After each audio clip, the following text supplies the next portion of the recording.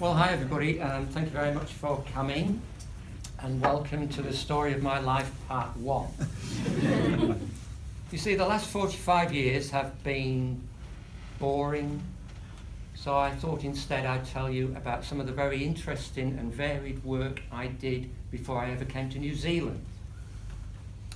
I was first sent out to work in the potato fields of North Lincolnshire when I was 2 years old. I can distinctly remember crawling along in the earth alongside my granddad's big black bad-tempered cart horse called Prince, and I had a little wicker basket into which I could put 2 or maybe 3 potatoes. And then one of my co-workers, my mother or my Auntie Avril or my Auntie Kathleen, would empty my basket for me into Prince's cart, and so the long day drew on. Earned a night's repose. And it was just the forerunner of virtually every school holiday as a schoolboy spent in field work. I did a lot of potato picking. I did an awful lot of pea picking. In a full day's work, you could pick about 7 4-stone bags of peas, and after each one was check weighed, you got a little bit of paper, like a raffle ticket. And that night you had to queue up outside the farmer's back door and exchange your little bit of paper for 3 shillings. It's about 30 cents. So in a day you could earn about £1. I did striking and singling, and I'm sure nobody here knows what I'm talking about. Striking is when you walk along the rows of newly sprouted sugar beet plants with a hoe, and you strike out every alternate 6 inches to give the remaining ones more room to grow. That's a good job because you're standing up. Later on comes singling, when you back down on your hands and knees, and each little clump of plants, you pull all of them out except the one that you assume is going to be the strongest, and the one, it's a sort of a sorted, assisted survival of the fittest. During several school holidays I did a lot of screwing. Sorry, I should finish that sentence. Screwing red beet. That's what it was called. It's harvesting beetroot, but it was always known as screwing red beet, because you pull up a beetroot and you'd screw off the leaves and put the beetroot in your basket. And then the second one, and the 100th one, and the 50,000th one. Do this all day long. Your hands would be sore, stained scarlet, freezing cold because this is autumn and the leaves are covered in frost. And I'm sure all these sort of tasks are done by machines these days, but it was all by hand back then. Then I got promoted to work at a chicken farm. I hate this story, Trevor. The nicest thing about that was receiving big cardboard boxes full of day-old chicks, and you'd scoop out big handfuls of little warm, fluffy, yellow, cheeping bodies, put them in the incubators. 6 weeks later they were transferred to a large shed called a follow-ons, and at this stage some of the birds were showing evidence that they were never going to lay eggs. They should have been sexed at 1 day old, but there was maybe a 5% error on that. So we had to catch all those that were starting to grow a crest, and it was a case of head between the fingers of one hand, feet between the fingers of the other hand, and a quick. And we went through the follow-ons like the scourge of God. It was a massacre on a biblical scale. We were almost knee-deep in little twitching bodies.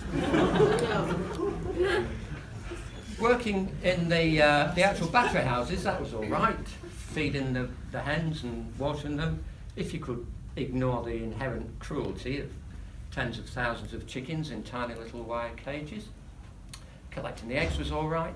We had to de-beak them, electrically heated clippers to take off the front half of the upper mandible, because otherwise they would just peck each other's feathers out completely. All the permanent workers in the battery houses were young ladies, 17 to mid-20s maybe, And it was hot in the battery houses in the summer, and they often used to take their shirts off and spend the day in their bras or bikini tops. And there was this spotty little 14-year-old schoolboy thinking, I like this job. I'm getting paid to be here. When I was a student, I got a summer job at the steelworks in Scunthorpe. There were 3 steelworks back in those days. I think they're probably all closed down now, thanks to Margaret Thatcher. And my main job was measuring the temperature of the molten iron as it came out of the blast furnace. I'd like to tell you about the details of the reactions that happen in a blast furnace, but since he's moved so far away from chemistry, I think this would only confuse Simon. So I won't bother. What I did was prepare a thermocouple made from platinum wire in a ceramic sheath to protect it on the end of a long pole so it could be dipped into the molten iron, and the other end of the pole was connected to a chart recorder. And so when it was time to make a cast, the foreman would burn away the clay plug at the foot of the blast furnace with an oxyacetylene torch, and out would come the molten iron, flowing down a little channel lined with sand, and then off the end of the platform into a waiting railway truck to be taken away and cast into ingots, or pigs as they're called. Now, if there's anyone here who has any interest at all in health and safety, cover your ears, because I have to tell you that when we needed to get from one side of this flow of molten iron to the other, we stepped across it. And the heat, the glow was so intense, you couldn't look down at it. It would burn your face. You maybe try to peer through your fingers, but it was really a question of just taking a blind, confident step from one side of this stuff at 1,450 degrees to the other. And I didn't trip and sit in it, obviously, because I'm still alive. But the prospect of this happening, in retrospect, it's just terrifying. Again, when I was a student, I got a job during the long vacation once as a temporary stand-in for the sexton at the local church. And one of my responsibilities was grave digging. And if there's anybody here who has not yet dug a grave, let me assure you that it is bloody hard work. I think probably these days they use mini excavators, but with a pick and shovel, 6 feet down is a long, long way, and the ground gets harder and harder, and I think that must have been certainly the hardest work I've ever done. Another one of my responsibilities as sexton was to wind the church clock every day. And one day I forgot. And this meant that the big iron weights on cables that drove things had wound themselves all the way down to the foot of the church tower and were resting on the ground. Now, I knew how to raise them, this great big winding handle, but I had to think, how do I get the clock actually going again? How do I set it to the right time? So in the clock chamber, I looked at this massive machinery, gears and cogs and levers and whatnot, and I looked at it and thought about it, and believe it or not, I worked out how to adjust it. This was undoubtedly the cleverest thing I ever did in my life. It's conceivably the only clever thing I ever did in my life. Unfortunately, tiny little problem, I couldn't see what time the clock on the outside of the tower was reading from where I was in the inside of the clock chamber. So I had to run down this little spiral stone staircase in the corner of the tower, run out into the churchyard, look up at the clock, think, big hands there, little hands there, run back up the staircase, make an adjustment, run down the staircase, out into the churchyard, look at the clock, go, oh bugger it, I've turned them the wrong way. Go back up again, make the adjustment in the opposite direction, up and down 2 or 3 more times. Finally, I got the clock reading the right time. And that was the job half done, because the bells had to chime. The bells were supposed to chime at the quarter, the half, the 3/4 and the hour, and then had to toll the actual o'clock. So again, I looked at the machinery, I looked at the connections going through the ceiling from the clock chamber to the belfry, where the bells were, just above, and again, with the coruscatingly incandescent brilliance of my brain power, I worked out how to get the bells going. Unfortunately, just a tiny little problem, I didn't know how to do this quietly. So I had to set things going, deafeningly loud, because I was just underneath the bells. And it went ding dong, ding dong, ding dong, ding dong, ding dong, ding dong, ding dong, ding dong, dong, dong. 2 o'clock. Unfortunately, tiny little problem, it wasn't 2 o'clock, it was 11 o'clock.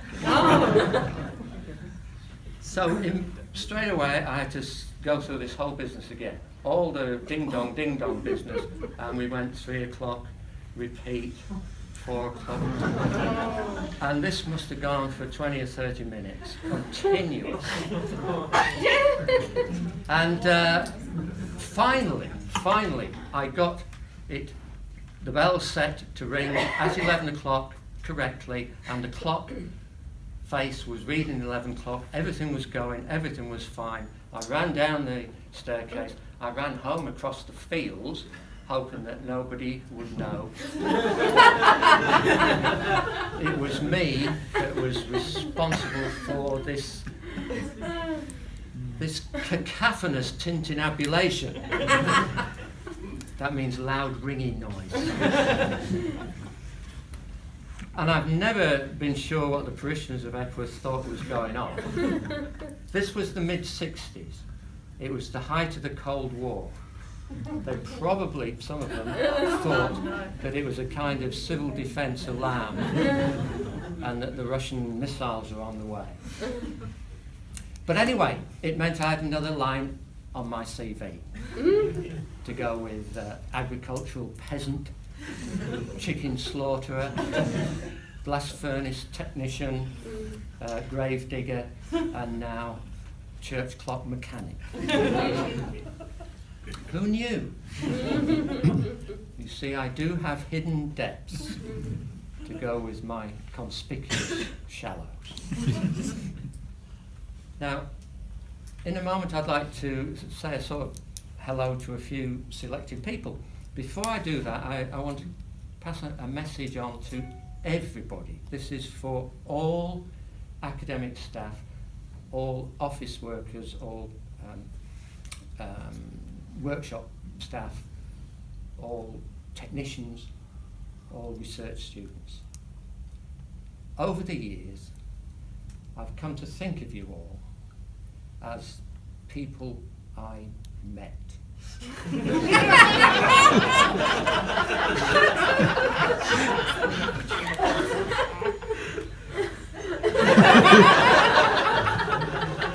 You may recognise I stole that line from Arnold Rimmer, Red Dwarf. But what I really mean to say to all of you is thank you all for being such wonderful friends and colleagues. I admire and respect all of you intensely. I will miss you all hugely. And that was supposed to be all embracing so that everybody has been acknowledged. So if I now choose a few of my great heroes, nobody's going to feel left out. Okay. So, Andy. The thing that's impressed me most about Andy is that he's always erect. Thank you, Trevor. You all know what I mean. Most people stand around like this. Andy always stands like this. And it's a physical reflection of his character. Strong, reliable, dependable, honest, trustworthy, no nonsense. And every time over the last 40 odd years that I've passed Andy in the corridor, I've thought to myself, oh, for God's sake, Trevor, get your chin up, get your shoulders up. Try and look like Andy. You're my role model, Andy, of what a man should look like. And you're my hero. Another one of my heroes, although I must admit I'm rather scared of him, is Peter. He's behind you. There's been more than one occasion when my computer has done something utterly weird. I've gone running down in panic to the workshop. Peter's come up to my office and walked in, and what do we find? The computer is sitting there, gazing innocently out the window, whistling a blithe little tune to itself. And it looks round at Peter and says, me? Something wrong with me? No, look, I'm perfect. It's just simply the presence of Peter in the room that can cause a malfunctioning computer to behave itself. It's uncanny. It's not quite human. I'm convinced Peter has otherworldly powers. He may be an alien for all I know, because it's quite clear that no mere mortal could communicate with a computer like Peter does. So thank you, Peter, for all the times you've helped me out. And I forgive you, Peter, for the times when you've tried and just failed to keep a straight face.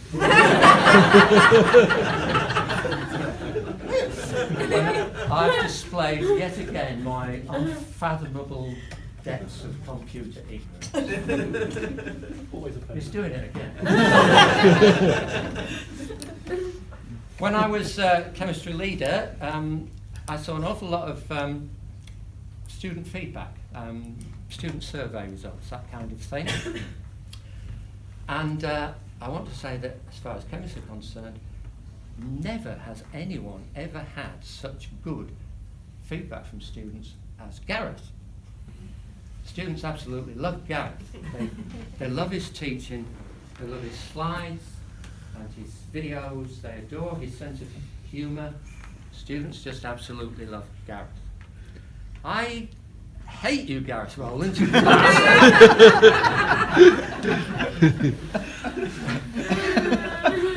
Don't really mean that. No, you have my huge respect, Gareth. You're just the epitome of everything that's good in a university academic. Now, talking of rapport with students, which Gareth has, and Adrian Joel had. Sorry, Adrian can't be here. There's someone else whose relationship with students is way up there with the very best, and that's Graham Freeman. Yeah. Graham is so helpful and caring in the labs, and so knowledgeable, and it's seasoned with his unique sense of humour. How do we describe Graham's sense of humour? Well, brutal sarcasm springs to mind, but it's delivered with such gentleness and charm that students just bask in it. We get occasions like this. A student will say, "Excuse me, Graham, where's the menthol?" And instantly Graham will reach it off the shelf and say, "Here it is, on the shelf, where the chemicals are kept." It's in this bottle, on which I put a large label, reading menthol. Please let me know if there's any way I could have made this a less demanding intellectual challenge for you to have discovered where it was. So thank you, Graham, for making 202 Labs so enjoyable for students and almost bearable for me.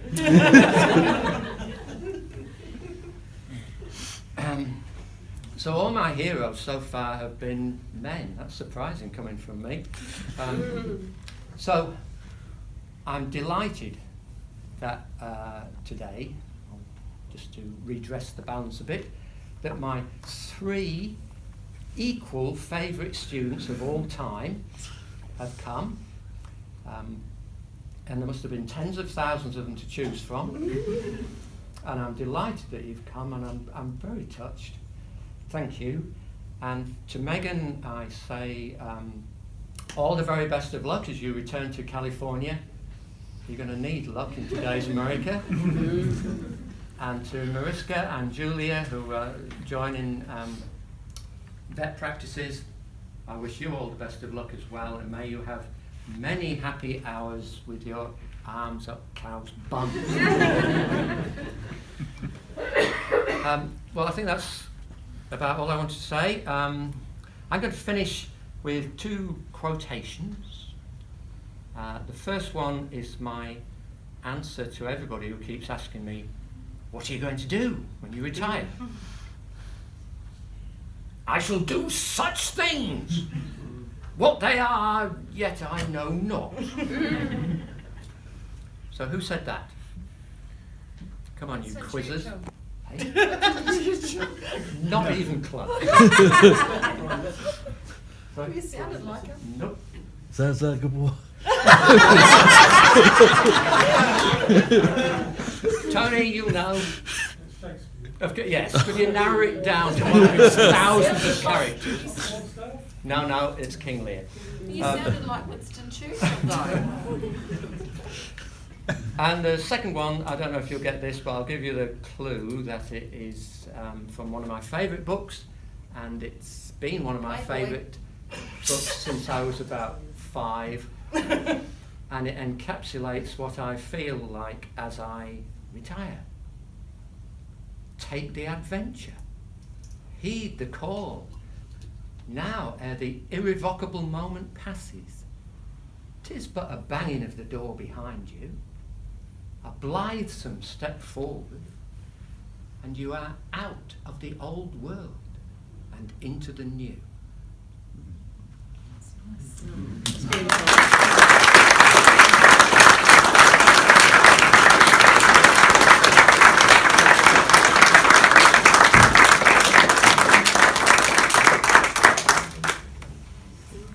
So, as I'm sure you all know, Trevor's asked that rather than buying them physical things, that donations go to help foster children here in New Zealand. But nonetheless, we did splurge and get you a card. Thank you very much. Thanks once again for all you've done for chemistry at Mercy, and for being the only person who've ever come to a Leaving Do For who's quoted Shakespeare. So well done.